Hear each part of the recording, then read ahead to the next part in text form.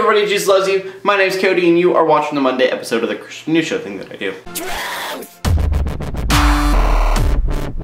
And our first story of the day is a prayer request out to the people who have lost loved ones in the shooting in New York. Over the weekend, Jeff Johnson shot a .45 caliber pistol at Stephen Ercolino. Jeff Johnson killed the man, proceeded to run away, pointed his pistol at two police officers who fired at him, killed him, but also injured 9 people. And we could get into gun talk about this and say, what were these policemen doing? They weren't pointing their gun very steadily. It was a heated debate. What really matters is that 9 people are injured, they're hospitalized, 2 people are dead, and there's lots of friends and family who are missing loved ones, who are scared for the loved ones who are now in the hospital, and it's just a really bad situation. So, of course, I know politicians are going to make this a political thing, because that's what they do, but for now, we need to pray. And to me, that is what really matters. To go on to the next story. And we've talked about the FFR before. They're an atheist group. They did the billboard thing I talked about last week. And I saw another news story expecting that I was going to be all angry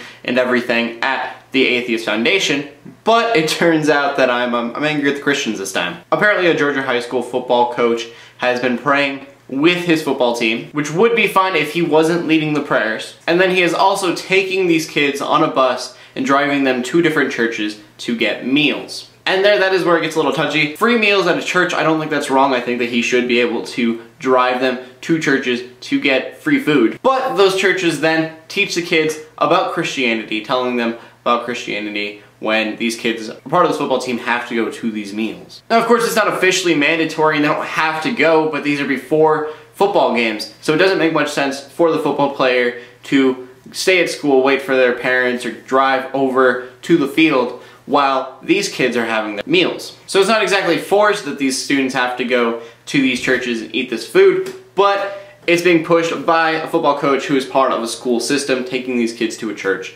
where they are learning about Jesus, and that is against the separation of church and state. All of these things are kind of avoided if you would have, had them lead the prayer if it was one of their ideas, if the parents were taking these kids to the meals themselves, because then the parents could choose whether or not they want their high schoolers to be going. But the last thing really can't be avoided because it's on the coach completely. There's nothing that he could have done differently that would have fixed what he's doing, and that is that he is telling these kids that they should go to a biblical football camp. So with this news story, I was expecting to defend the Christian side of it, but reading into it, I couldn't. Just a good example that you can't just read the headline, you need to read the entire story. Because in the news story, they are trying to defend Christianity, but when you look at the facts and you look at the laws, it makes too much sense that this is not something that could be okay. And I'm sure some people would disagree with me and go as far to say the church and state should not be separated, but I believe in freedom of opinion and freedom of thoughts, and so making Christianity the cultural thing that it is, you can't have football players from high school going to these churches and learning about Jesus. Unless, of course, it's by free will and they choose to do so. And our final story is probably one you guys have already heard about, but that's that Neil Armstrong, the first man on the moon, died at the age of 82 last Saturday due to a heart condition. Because to many, he is much more than an American hero, the American icon that we see. To some, he's a father, to others, a son, and to many, a friend. And as I started thinking about that, I started thinking about death and a question about death. And I think, Christian or not, everyone's going to appreciate asking this. And that is, when you die and you have your funeral, what will people talk about? Will you be happy and appreciate and be proud of what they say? Or will you be ashamed that you didn't do everything that you wanted to do, everything that you wanted to be? Is the person that they talk about the person that you wanted them to talk about? Because, Christian or not, you can agree that when you die, people are not going to talk about the money you made, or the house that you owned, or the car that you had. That's not what they're going to talk about. They're not going to talk about those worldly things. Instead, they're going to talk about the difference you made, how you affected individual people, and how you affected the world as a whole. So yeah, I know the question is kind of deep, but I was really excited to have a question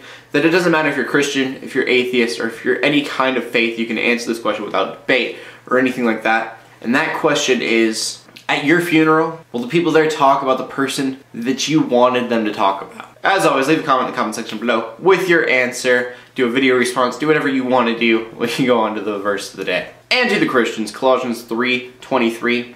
Whatever you do, work at it with all your heart, as working for the Lord, not for human masters. And I say that to Christians who believe that we serve a God and that is our purpose. If you're gonna make a difference in the world, do it for God. Anyways, that's all that I found interesting in the news today. So, in closing, let the haters hate, let the Christians pray, and to everybody like and subscribe. I will see you later, and God bless.